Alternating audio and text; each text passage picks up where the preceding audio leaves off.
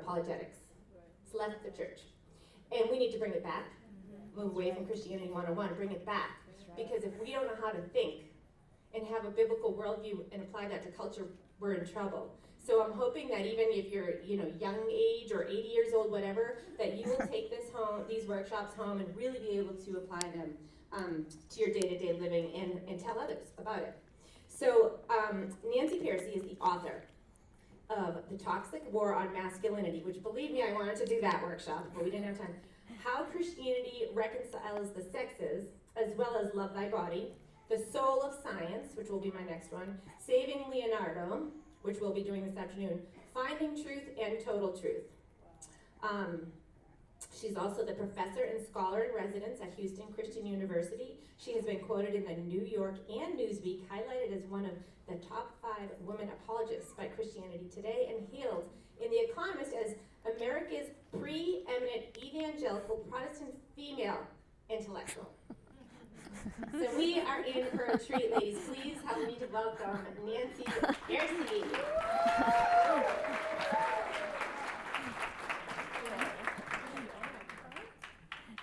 Thank you so much, Alana, for that introduction. I appreciate it. And hey, and I do appreciate you mentioning men. So this was unplanned. It's an unplanned announcement. I do have a new book out. It's my latest book on masculinity. It's called The Toxic War on Masculinity. And you're right. A lot of people are saying it played a role in this election, right? Because so many men came out for this election.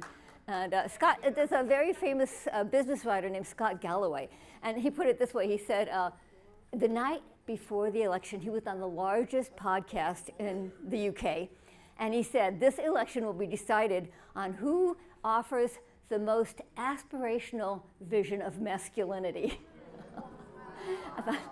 And he's not a Christian, by the way. You're not a Christian. He's very liberal himself. But and as long as I have your attention on that, I am actually offering a course on the book, The Toxic War on Masculinity, and it's open to auditors. So we have started opening our courses to auditors at Houston Christian, and we're getting like 30 and 40 auditors coming into a room, and it's wonderful. So people from all over the world are coming to our classes now. We're getting people from Japan and Australia and Switzerland coming to the classes. So if you go to Houston Christian University website, you can see the course, and maybe you'd be interested in auditing. Remember, no grades, no homework, just fun. And on the topic of this election, my book, so down in the corner you see my book, Love Thy Body. These issues, the issues that I cover are abortion, transgenderism, homosexuality, and so on. And these were the issues in this election. I mean, so many people say the only thing they really heard Kamala Harris promote, right, abortion and transgenderism. She had that famous quote where she said we should use taxpayer money for transgender surgeries for prison inmates. Well, that got her in a lot of trouble. But transgenderism and abortion were the key issues that drove people away from the Democrats this time. And so I teach apologetics. I'm so glad you mentioned that word, apologetics. And so my goal, you guys heard such a wonderful, inspiring message earlier today. So my goal as an apologist is to give you the tools to defend the Christian perspective. What exactly does the secular world say, and how do we defend a Christian perspective, a Christian worldview? And so that's what I'll be doing in my 2 sessions. When I went to the website, when I go speak somewhere, I always check out the website. And I fell in love with the organization. With their opening page on the website, it says, because truth matters. Have you gone to the website? Because truth matters. I thought, okay, these are my people. I loved it. Okay, so now, since this book came out, we live in the age of podcasts. I've had hundreds of podcasts on this book. And I almost dream in interview format. And so I thought I would give you a chance today to ask questions, and not literally. But what I did is I chose the most common questions that I've gotten in interviews. But yeah, and so the first question, are you ready? The first question I often get is, just tell us about yourself. How did you become a Christian? And I love it when podcasts ask that question because, first of all, you get to know me a little as a person, but also because the older I get, the more I appreciate my conversion, the more I appreciate that God got a hold of me. I'm more thankful every year. And so I was raised in a Lutheran home. Anyone? Well, we're in Boston. Do we have any Lutherans here? Okay. If I'm in Minnesota, the whole room puts but when I was in high school, I started asking questions. I'm going to a secular high school. All my textbooks are secular. All my teachers are secular. And I just started asking, how do we know Christianity is true? And I talked to my father's a university professor. And usually I don't say it was my father. I just say, I talked to a university professor. But it was actually my dad. And I asked him point blank, why are you a Christian? He said, works for me. That's it? That's all you got? And then my uncle is a seminary dean, Lutheran seminary dean. And when I talked to him, all he said was, don't worry, we all have doubts sometimes. As if it was a psychological phase and you'll outgrow it. And I eventually decided, I guess Christianity just doesn't have any answers. And I felt like the most intellectually honest thing to do is if you don't have good reasons for something, you shouldn't say you believe it, whether it's Christianity or anything else. And since I wasn't getting good reasons, I very intentionally walked away from my faith about midway through high school and became very secular in my thinking. I mean, I was the one who, if there's no God, I realized there's no foundation for ethics, for morality. There's just true for you, true for me. There's no purpose or meaning to life. We're just on a piece of rock flying through space. There's not even a foundation for knowledge. In other words, I thought if all I have is my puny brain and the vast scope of time and space and history, what makes me think I could have some sort of transcendent, universal truth? Ridiculous, obviously. So I became, a relativist and a skeptic, and even a determinist, because in my high school biology classes, we're taught naturalism, that you're just a complex machine, biochemical machine with no free will. So I had absorbed all of these secularisms, and I had the opportunity to go to L'Abri, which is where Francis Schaeffer. Some of you familiar with the work of Francis Schaeffer? Alana mentioned him. Well, you're going to know more after the after the workshop today, but I'll give you a little prelude because I actually went to L'Abri as a non-Christian, and Francis Schaeffer is well known for his apologetics, and I was blown away. I had never encountered apologetics before. I had no idea Christianity could be defended by good reasons and arguments, and that it could stand up against the secularisms of our day that I had absorbed. And so I have to give you some photos of.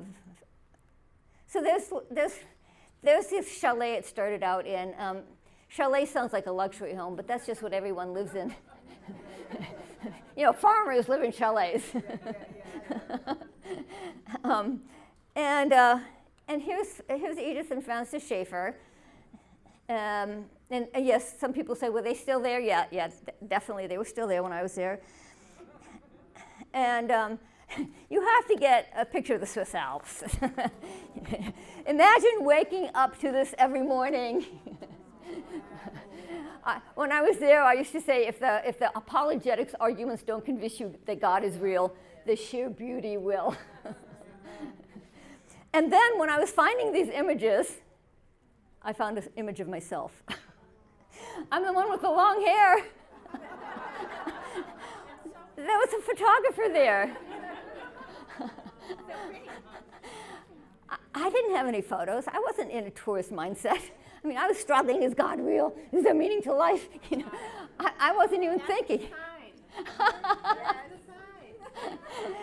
So I found, and as you can see, everyone there was hippies at the time. So this is why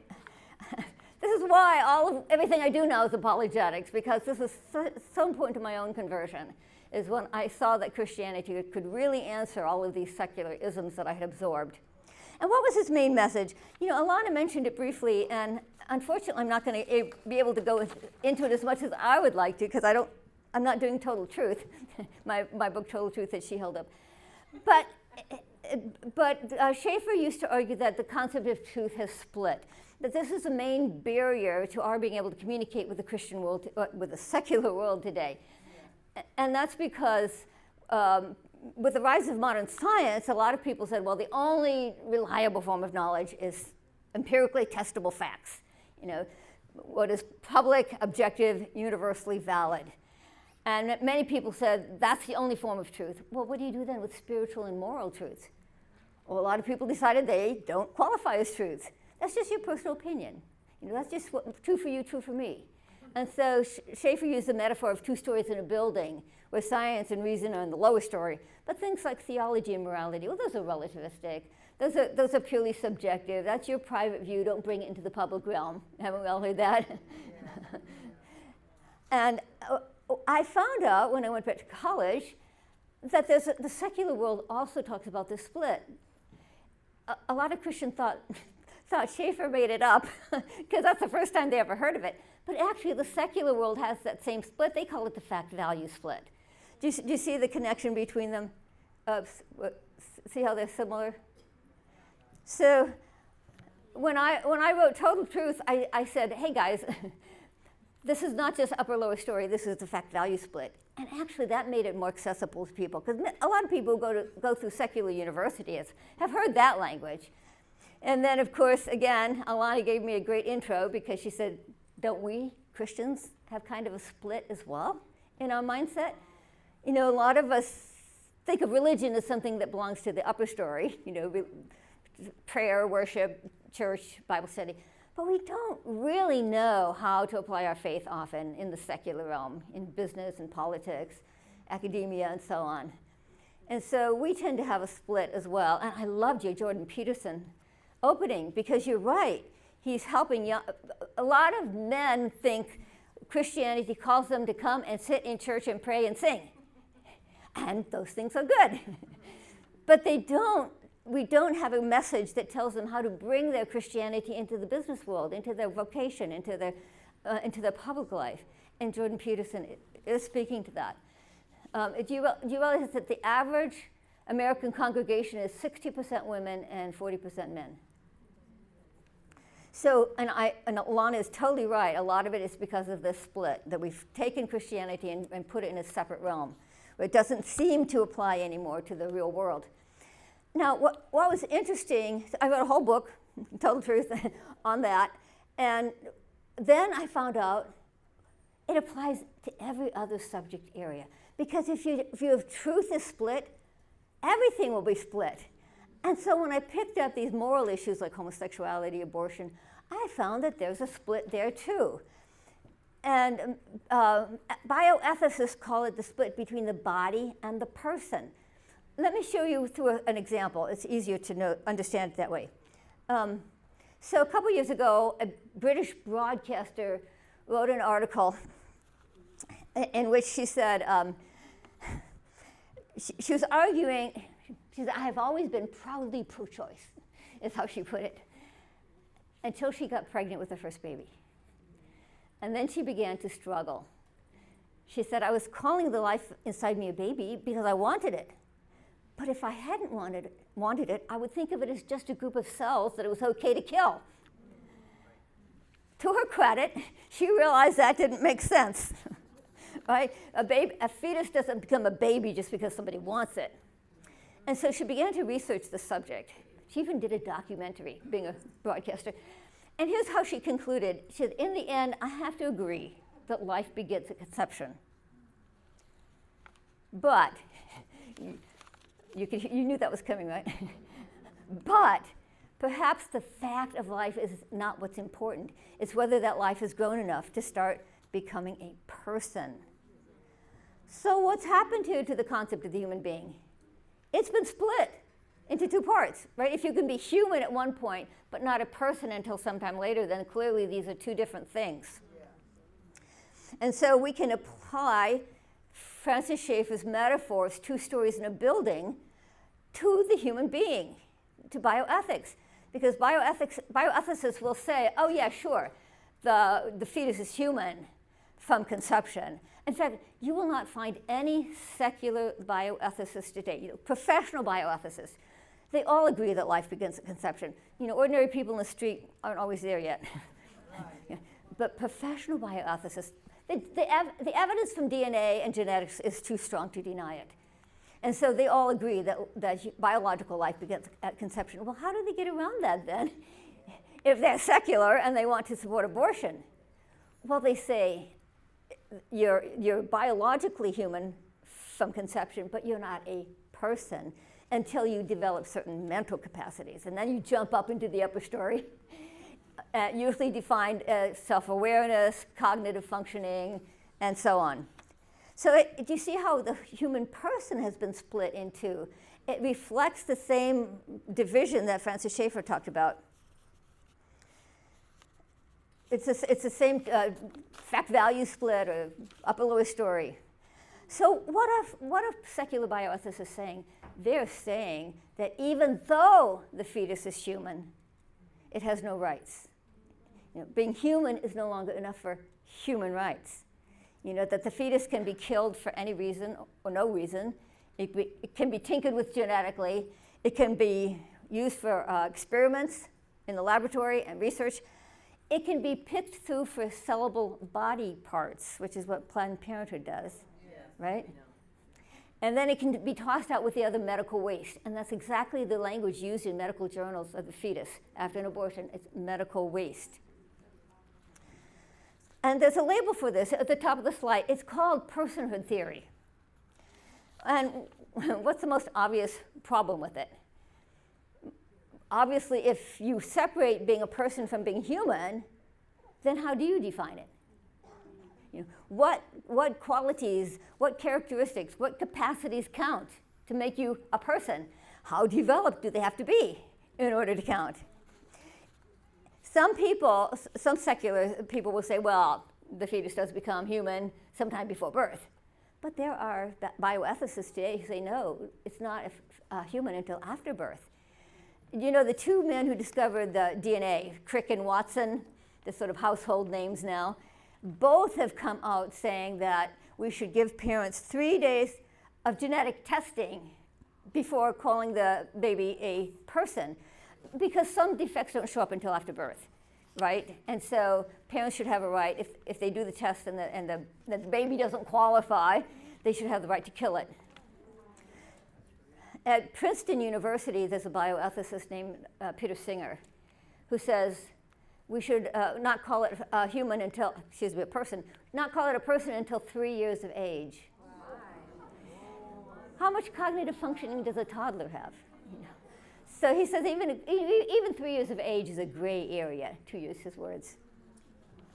So what's the lesson here? The lesson is that when the concept of personhood is separated from biology, it becomes arbitrary. There's no objective criteria. In fact, every bioethicist draws the line at a different place. They'll say it's biologically human based on science, so that's the lower story. But personhood is defined by your own personal, private views and values. Every bioethicist draws the line at a different place because it's subjective. So that's the upper story. The value we place on human life is in the upper story. What's really happened, of course, is they lost the argument. On the biological, scientific level, they lost the argument. The fetus is clearly human from birth. Right? So they lost that argument. What did they do? They pivoted over to this vague, subjective, philosophical notion of personhood. And so we need to turn the tables. We should bring them back to the science, right? What we should say is when personhood is rooted in biology, then we have a marker that is objective, that's scientifically knowable, that's empirically testable. As Christians, we're the ones on the side of science. To be pro-life is to be pro-science. Yeah. We are the ones who value human life on all levels, both biological and the personal. We don't divide it out. Actually, remember I said I would give you a chance to ask more questions. Okay, I better stop. And actually, in a real podcast, you sometimes have to do this. You have to stop and let the host get a word in edgewise. So here's your next question. In your book, you say that the same worldview, personhood theory, is what's driving euthanasia as well. And you can see how it's just the same argument, but in reverse. If you lose a certain level of cognitive functioning, a certain level of mental abilities, then you are no longer a person, according to secular bioethicists. And at that point, they will say, you are only a body. That's the actual language they use. You're only a body. You can be unplugged, your treatment withheld, your food and water discontinued, and your organs harvested. So as you see, again, being human is no longer enough for human rights. There was a very famous euthanasia case several years ago. Probably some of you remember it. Do you remember the one that went all the way to the Supreme Court? Terry Schiavo, you got it. Okay, so for those of you who don't know, she was a young woman who had suffered cardiac arrest and had brain damage. And her family, her biological family, was taking care of her, but her husband wanted to pull the plug. And like I said, it went all the way to the Supreme Court, and the husband won. So Terry was, in fact, by the way, the reason her husband wanted the plug pulled is he already had another woman and had a child by that other woman. So, at any rate, but the worldview dimension came out in a very fascinating television program where one bioethicist said, do you think Terry is a person? And the other one said, no, I do not. I think having awareness is an essential criterion for personhood. So even though she was obviously still human, right, she hadn't become another species, they were willing to say she's not a person because she doesn't have the requisite level of awareness. In fact, there's a new category of being now. They call them human non-persons. A human non-person. Let's go on to the next question I often get. It goes something like this. The most surprising thing about your book is you claim that there's a worldview thread connecting these life issues, like abortion and euthanasia, with the sexuality issues. We usually see these as two separate things. So explain that. The connecting thread is personhood theory. It's the same thing. Think of the hookup culture. The entire premise of the hookup culture is that sex can be purely physical, cut off from the whole person. In Love Thy Body, in my book, I give several poignant quotes from college students, like Alicia, who says, hookups are very scripted. You learn to turn everything off except your body. You make yourself emotionally invulnerable. A college student who was interviewed in Rolling Stone magazine said, the mistake people make is they assume that there are two very distinct elements in a relationship, one emotional and one sexual, and they pretend like there are clean lines between them. Do you see how she's almost verbally describing upper and lower story, this divided concept of the human being? That you can have a sexual relationship that's totally separate from who you are as a whole person. Christians will sometimes say that the hookup culture gives sex too much importance, but actually it gives sex too little importance. Let me give you another quote. This is from another Rolling Stone magazine. Don't you love the internet where you can find things you would never normally read? Rolling Stone magazine. So this is a drummer from Austin, Texas. Sex is just a piece of body touching another piece of body. It is existentially meaningless. No wonder the hookup culture is creating a trail of wounded people. People are trying to live out this secularist ethic that does not fit who they truly are. A college psychiatrist put it this way. She said that the two most prescribed medications on the college campus today are birth control pills and antidepressants. And she said that's not a coincidence. The Christian ethic is incarnational, right? The most complete and intimate physical union is meant to express the most complete and intimate union of the whole person, the whole life commitment of marriage. It makes sense. And science is even on our side. Look at this. Science has shown the interconnection of body and person with the discovery of hormones like oxytocin and vasopressin. These are called the bonding hormones or attachment hormones. Because you probably know this, they create a sense of bonding and trust. At UCLA, this is another campus psychiatrist. She was at UCLA, and she said, it almost just seems like we are designed to bond. Which I thought was an interesting thing for a UCLA psychiatrist to say, designed to bond. Yes, we're even physically, biologically designed to bond permanently with one other person. Scripture teaches that human beings are embodied spirits, and they're both crucial to who we are. This really comes out with the Hebrew poetry. My soul thirsts for you, my flesh yearns for you. Our soul has sunk down into the dust, our body cleaves to the earth. Keep my words in the midst of your heart, for they are life to those who find them and health to all their body. Amen. So the inner self of the soul is expressed through the outer life of the body. So the Bible treats the human being as an integrated unity. I better stop and let you ask another question. And not surprisingly, the next question gets into more controversial territory. What about homosexuality? Once again, the way to understand the secular worldview is that it divides the body from the person and devalues the body. Think of it this way. Even my homosexual friends agree that on the level of biology, physiology, anatomy, chromosomes, males and females are counterparts to one another. That is how the human sexual and reproductive system is designed. To embrace a same-sex identity, therefore, is implicitly to contradict that design.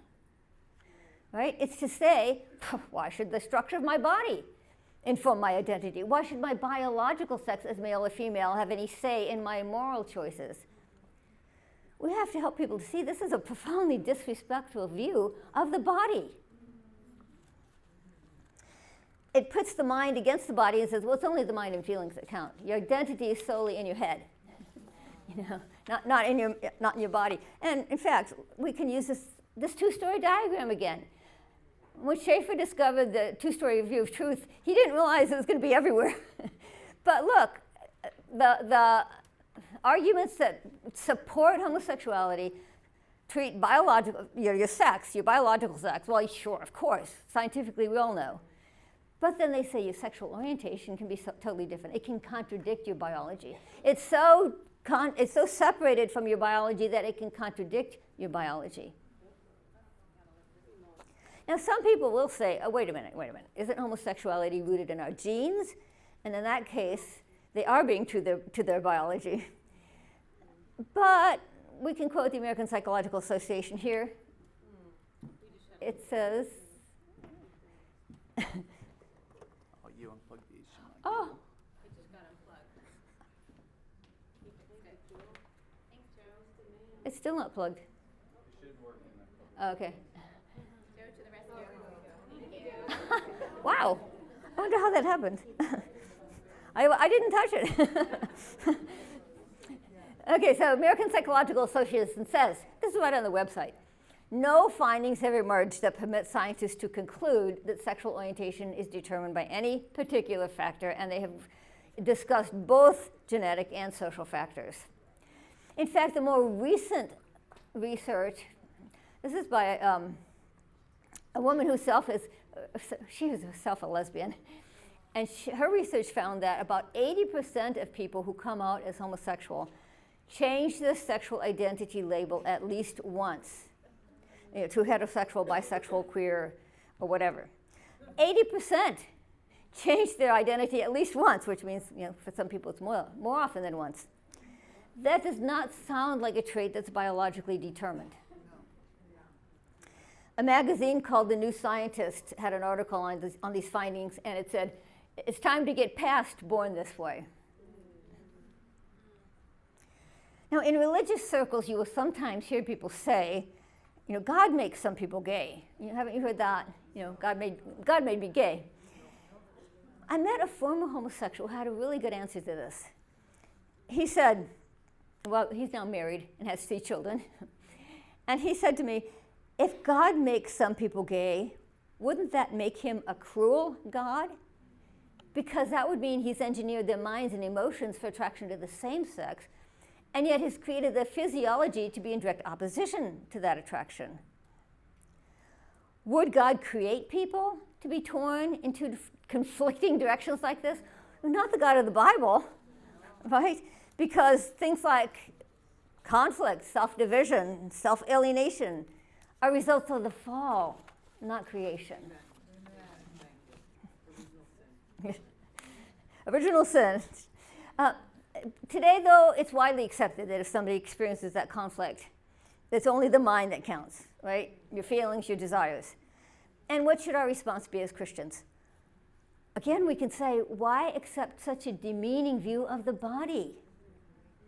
The Christian ethic is holistic. Our mind and emotions are meant to be in tune with our body, in harmony with our biological sex. So it's an ethic that overcomes self-alienation and self-division and creates a sense of unity and wholeness. In a real interview, again, I have to stop and let the host ask another question. And often they'll say, the most surprising thing about your book was this claim that the secular worldview denigrates the body. Usually we hear it's the other way around. We think it's Christianity that says the body's not important, right? Because all that matters is our spirit, and we're going to leave the body behind and go to heaven. Well, actually, we have a much higher view of the body than the secular worldview does. Let me give you an example. So there's a very outspoken lesbian named Camille Paglia. Some of you heard of her? In Christian audiences, I sometimes get people who read her stuff. And the reason is that she's kind of an iconoclastic lesbian. She's a little different because she does not think sex is a social construction. No, she said, here it is. Nature made us male and female. Our sexual bodies are designed for reproduction. Design is an unusual word for an atheist.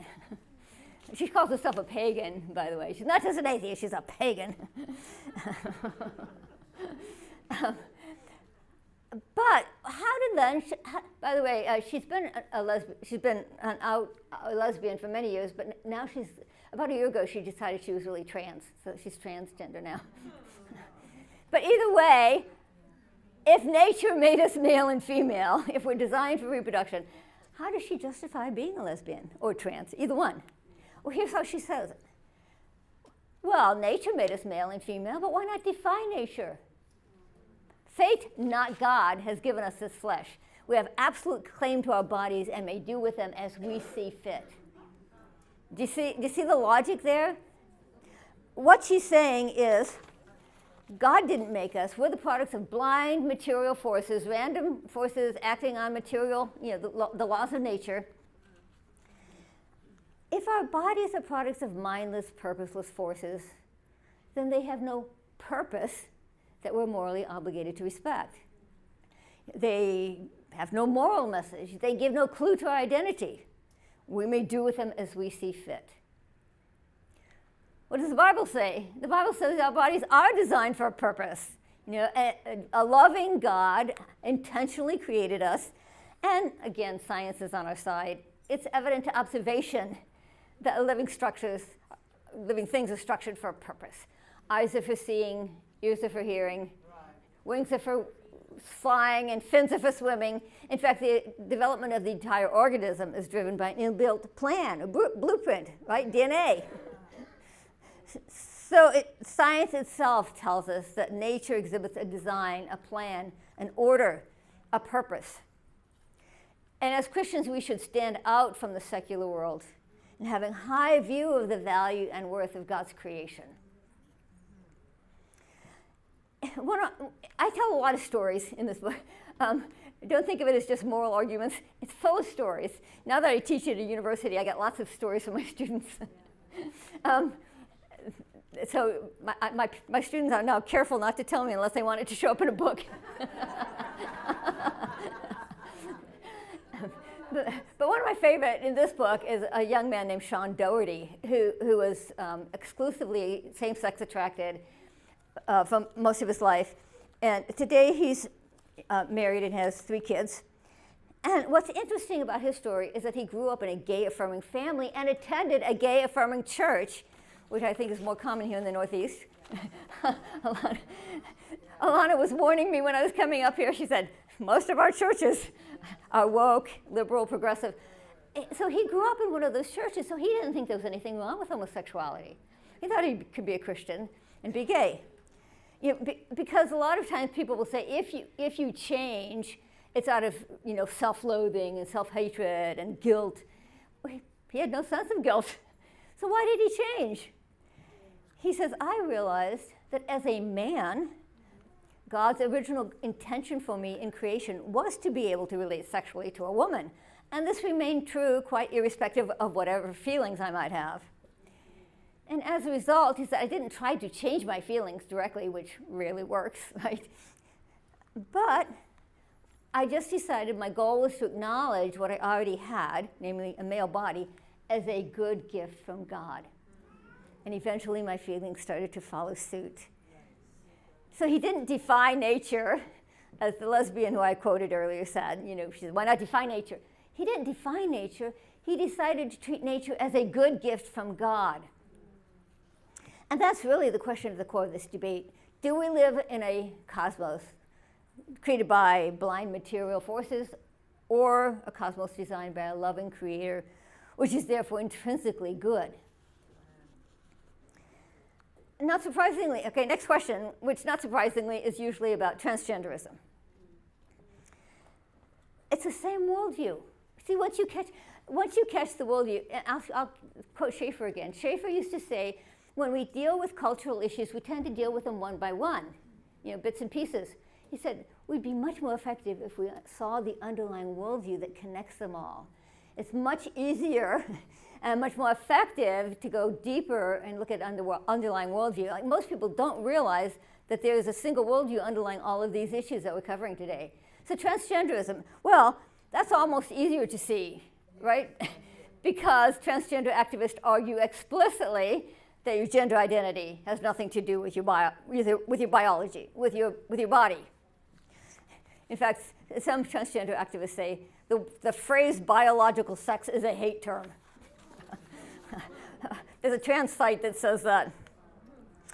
There's a BBC documentary that says, at the heart of the debate is the idea that your mind can be at war with your body.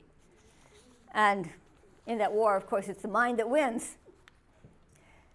A BBC documentary came out featuring a young woman who identifies as non-binary, telling teenagers, it doesn't matter what living meat skeleton you're born in. It's what you feel that defines you. Right. So the body has been demoted to meat skeleton. Jessica Savano is a male-to-female transsexual who created a Kickstarter page for a documentary titled, I Am Not My Body. That title says it all, right? My identity is not in my body. My body is not part of my authentic self.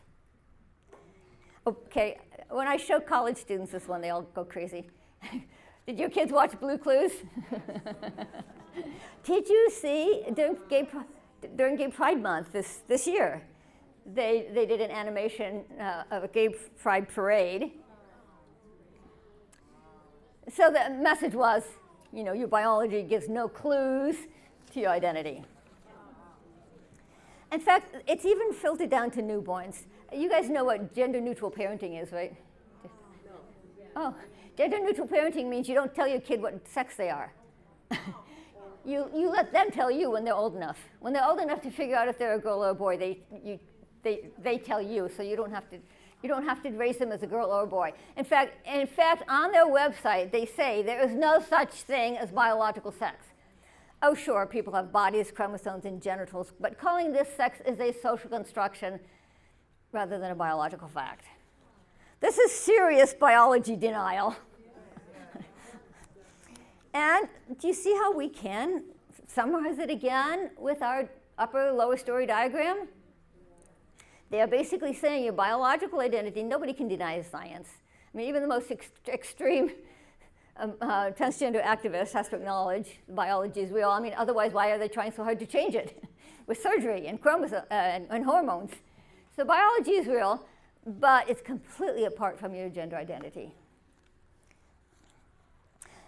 By the way, I read an article, a whole book by a Princeton University professor. I have to read the academics, so you don't have to.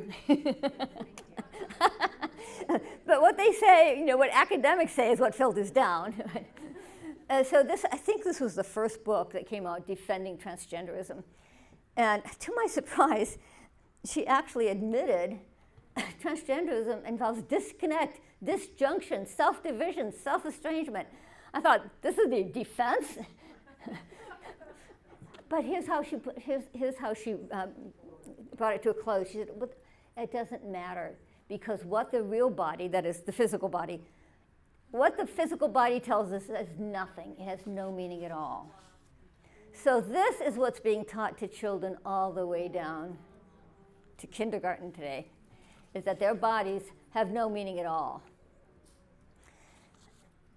And since our bodies are an important part of who we are, if your body is devalued, your whole person is devalued. You're being told that you have no meaning at all. So what should our response be? Why should anyone want to accept such an extreme devaluation of the body?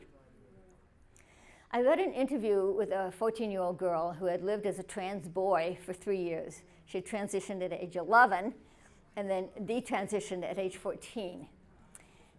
And she said, it's actually not in my book because it came out right after my book, but here's what she said. I love this quote. She said, the turning point came when I realized it's not conversion therapy to learn to love your body. And I thought, this would have been a great quote for a book titled Love Thy Body. But it's interesting, this was on a very secular website. And it's interesting that even secular people are starting to say that transgenderism expresses body hatred. They're starting to see that as well. And what that means is Christians have a wonderful opportunity to make the positive argument that the biblical ethic expresses a very high view of the way God made us as physically embodied beings. That the biological correspondence between male and female is not some evolutionary accident. It's part of the original creation that God pronounced very good. The next question that always comes up, so I have to deal with it, because if I don't, somebody asks it in the Q&A. What about intersex people? So intersex people are what people used to call hermaphrodites. Well, it was a big deal with, in the Olympics, right? Because it turned out that the male boxer was not trans; he was intersex, right? Okay, so he had male hormones, but he had hormonal anomalies that made him appear to be more female when he was younger. DSD, development. Wait, the technical term, differences of sexual development, DSD. Anyway, but intersex people are often grouped with trans. They're not trans people, because trans people have perfectly normal genetic traits. You know, their body, their genitals, their genes all line up. They're perfectly normal biologically. It's just their mind, it's their feelings that are out of sync. But intersex people actually do have anomalies in their, it's a genuine physical condition. Their hormones, their genitals are anomalous, atypical, and they're frequently, for example, they're frequently infertile. Now, transgender activists love to use intersex people to make it look like there's more of them, right?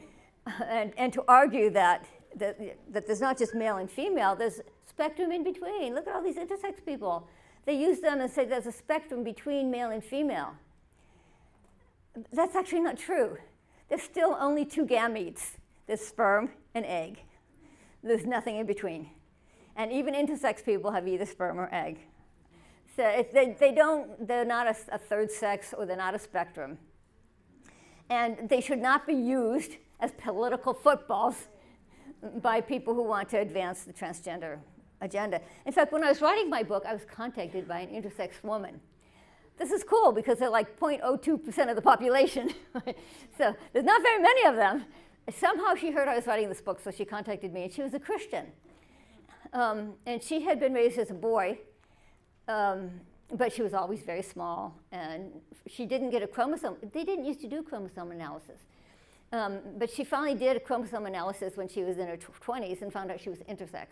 Turner syndrome, if anyone knows what that means. But could you? So she was intersex, and she wrote to me, and here's what she said. She said she did not like the fact that she was being used as a political pawn. How do you think it feels being a pawn in someone else's game? It hurts to be shoved into the LGBT camp by either side. She says either side because she runs into a lot of Christians who don't understand what intersex is either. And who sometimes, she was trying out a new church, and she explained to the pastor she was intersex, and she said, "Oh, so you're really a boy?" No. He didn't understand. So that's why she says by either side. She's run into misunderstandings by both sides. So we should. What her chromosomes really look like? No. Oh, you do. Okay. So there is no such thing as intersex. Yes, there is intersex. Let me back up. It is a genuine physical condition where your reproductive anatomy is atypical or anomalous due to a malfunction in their genes or hormones. In other words, the hormones aren't, you can have a defect in your heart, you can have a defect in your brain, you can have a defect anywhere. Well, they have a defect in their reproductive hormones. But So they don't have that kind of a... no, that's just a symbol I found on the internet.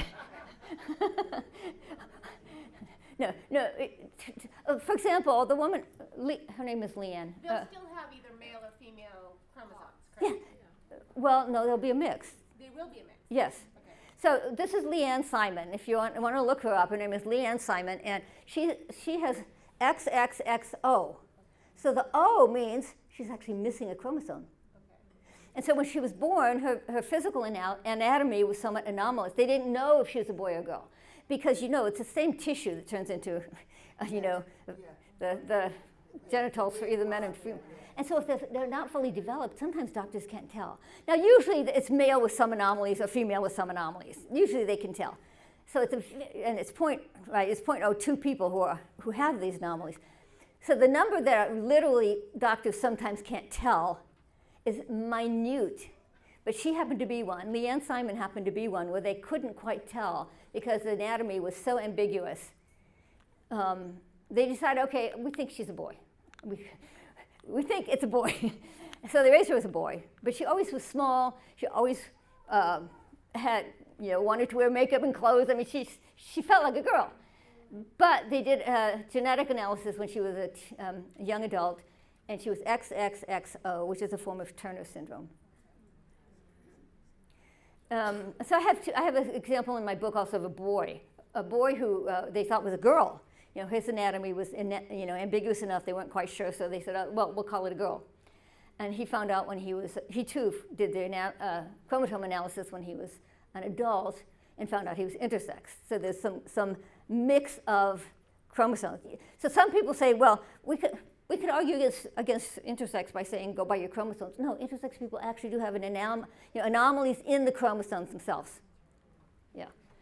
And so as Christians, we need to understand that because Leanne, this young woman, found that Christians would sometimes reject her, thinking she was trans or gay or something because they didn't know what intersex was. Right. So it's like a physical defect. We're not supposed to call them defects anymore. We're supposed to call it differences. So that it used to be disorder of sexual development. Now it's difference of sexual development. But it's a disorder like somebody might have a heart defect or somebody might have a kidney defect or something. People are born with all sorts of weaknesses. And so we should treat them like any other person who has a physical defect of some kind. There's nothing wrong with them. That's not their fault. Oh, and since I speak on this topic now, I have had people come up to me afterwards, and, from the audience, who have grown up with intersex conditions, and most of them do fine. So yeah, but that's why she says either side. It's because she has not found that Christians understand what's going on. It's important for us to know. We need to know, because otherwise they do get pulled in, and used as pawns. And you see it all the time. Oh, intersex, trans, homosexual. Wait, intersex doesn't belong there. Okay, let's talk about some practical strategies. What if somebody in your family, your church, your school, identifies as gay or trans? In Love Thy Body, I tell the story of a young woman named Jean who lived as a lesbian for many years and then became a Christian. And now she's married to a man and has 2 kids. By the way, these days you can't just say married, you have to say married to a man. I had to go back and write my notes different. And listen, she wrote an article about it, and she said the turning point was, I finally came to trust that God had made me female for a reason, and I wanted to honor my body by living in accord with the Creator's design. So strategy number 1 is use positive language. Isn't that beautiful? I wanted to honor my body by living in accord with the Creator's design. We want to respect our biological sex. We want to live in harmony with the Creator's design. Christians, I actually put this first because I found that Christians have a hard time with this. We're so used to starting with the negative. It's a sin, it's wrong, against the Bible, don't do it, and there's something wrong with you. That's kind of the message we give people. And it is a sin, but that's not where you start. You start with honor your body. That as Christians, we're inviting you to have a higher view of your body, to live in harmony with your body, to experience that inner wholeness and self-integrity of being in harmony between your feelings and your body. Strategy number 2, be proactive. We need to realize what our young people are up against. They're under a tremendous amount of pressure these days to identify as gay or trans, or at least non-binary. The safest one is non-binary. There are schools where 50% of the kids are at least non-binary, because at least you're not a boring old heterosexual. That's kind of how it's seen now. But studies have found that the strongest correlate of same-sex attraction and gender dysphoria, far stronger than any genetic link, is simply childhood gender nonconforming behavior. That means kids who act more like the opposite sex. I'll give you just one study on it. Childhood gender nonconforming behavior is consistently a consistent early predictor of future non-heterosexual orientations. In Love Thy Body, I tell the story of a young boy who I called Brandon, not his real name, who did suffer from genuine gender dysphoria from a very young age. Before he was even walking, his babysitter told his mom, he's too good to be a boy, by which she meant he's sweet, compliant, and gentle, and the things that we associate with girls. When he was in preschool and his mom picked him up every day, he's playing with the little girls and not the little boys. Already in elementary school, he was coming to his parents weeping and saying, I don't fit in anywhere. I'm not interested in the boys. Boys are interested in sports and video games. And he's interested in feelings and relationships and the type of things girls are interested in. But of course, they didn't really accept him because he's a boy. So he didn't fit in anywhere. And it's very painful. Gender dysphoria is very painful. He used to come to his parents and say, wait, I have a quote from him. I feel the way girls do. I'm interested in the things girls are. God should have made me a girl. And by the time he was a teenager, he was scouring the internet for information on sex reassignment surgery. So what did his parents do? First, they made sure he knew they loved him just the way he was. They did not try to change him. A friend of mine, when I was in seminary, I had a friend who was a former homosexual, and he said, my dad was baffled and kept trying to toughen me up, by pushing me into sports, athletics. But Brandon's parents didn't do that. They said it's perfectly okay to be a gentle, sensitive, relational boy. It does not mean you're really a girl. Maybe that God has gifted you for one of the caring professions, like counselor, psychiatrist, or healthcare worker. And of course, it's equally acceptable for girls to be interested, to be a little more assertive, take charge, athletic, tomboy, interested in STEM subjects. His parents' favorite line, which they said over and over again, is, "It's not you that's wrong, it's the stereotypes that are wrong." And by the way, he told me, he has since told me, now he's in his 20s now, he said, the hardest place is Christian circles, because Christian circles are so concerned about issues like transgenderism, they almost go overboard the other way and expect, the only male stereotype is, the really strong, tough, masculine type. At any rate, finally, in Romans, his parents brought him through Romans 12. The gifts of the Spirit are not divided by sex. Prophecy and teaching are not said to be masculine, as we might expect. And mercy and service are not feminine. The context, it says the Spirit gives them, distributes them to the individuals as he sees fit. There's a famous TED Talk by a cardiologist, and the best-known line is, "Every cell has a sex." Men and women are different down to the cellular and molecular level. And so Brandon finally, in his 20s, most kids outgrow it in puberty, right? The rush of hormones, many young people outgrow their transgender identities and they're reconciled to their biological sex. Brandon had a really strong case of it. He didn't really come out of it till about mid-20s. But he finally said, surgery would not give me what I wanted. It would not make me a girl, because you can't change every cell of your body. So it's impossible to change your sex, even with surgery and hormones. And here's how he put it. A human being is not a computer disk that you can delete and start over again. I think young people can connect with that one. Of course, we are hearing a lot more about detransitioning young people today, right? Which is great. And some of them are suing the clinics that transitioned them and saying, I had psychological issues and you didn't give me counseling. You just fast-tracked me into surgery and hormones. So I'm really glad that they're taking some of these places to court, because that's the only way it's going to change. And there are several European countries, we're behind. European countries are passing laws against the use of puberty blockers and so on, cross-sex hormone surgery for minors. Now, why is it that Christians are not as effective as they could be on all of these issues?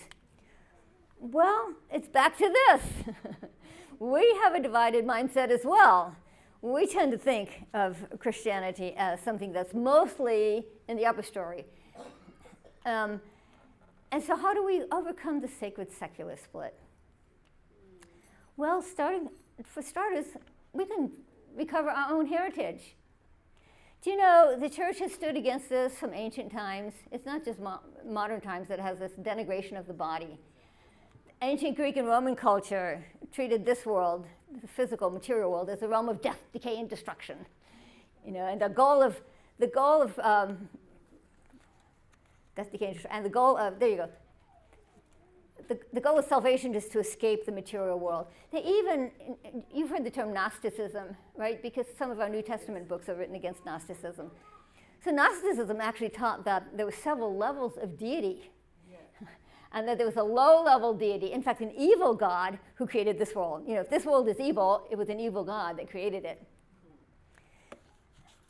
So Gnosticism and Platonism, all of these isms of the ancient world, Manichaeism, St. Augustine was a Manichaean, and it also taught that this world is evil and we should want to escape it. In this historical context, Christianity was nothing short of revolutionary, because it said the material universe was created not by some low-level evil God, but by the supreme deity who's a good God, and therefore it's intrinsically good. And yes, there's a fall, But the fall is a little bit like taking a beautiful masterpiece and a kid takes a magic marker and scribbles on it. Yes, it's defaced, but the original beauty of God's creation still shines through. And so we should be, in our communication with the secular world, we should be focusing on the beauty of God's creation. But in the early church, the greatest scandal was actually the incarnation. It was the idea that that same transcendent deity had entered into this material realm and taken on a physical body. The incarnation is the ultimate affirmation of the dignity of the human body. And what's more, when Jesus was executed on a Roman cross, we might say that he did escape the physical world, as Gnosticism taught we should aspire to do. But what did he do then? He came back. He came in a physical body. At that time, this was literally what the critics, the pagan critics at the time said, who would want to come back to the realm of the body? The idea of the resurrection of the body was utter foolishness to the Greeks, as Paul puts it.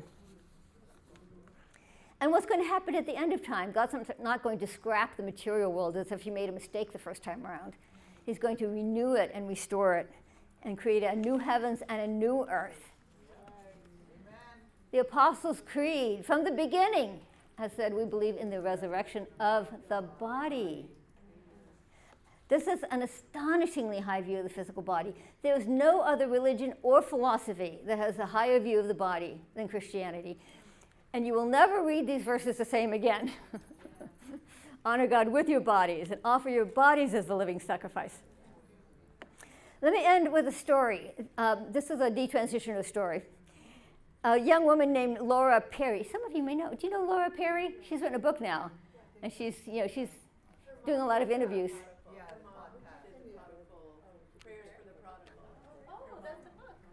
That was her mother?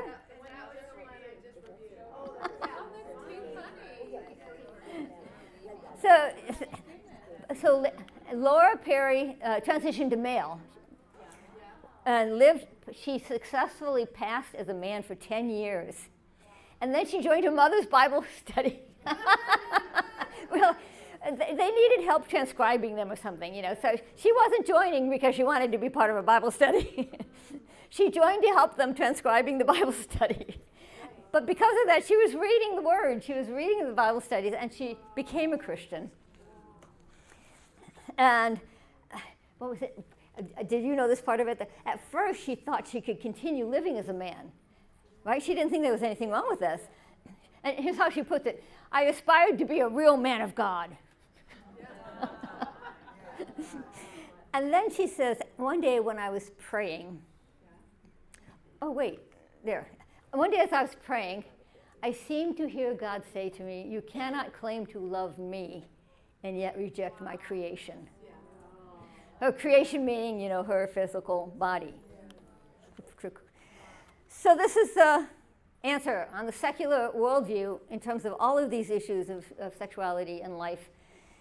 That we need to build a Christian culture that overcomes the sacred secular divide and that communicates a message that we love God and we love God's creation. That God created you body and soul and body, and that he calls you to love your body. Okay, thank you.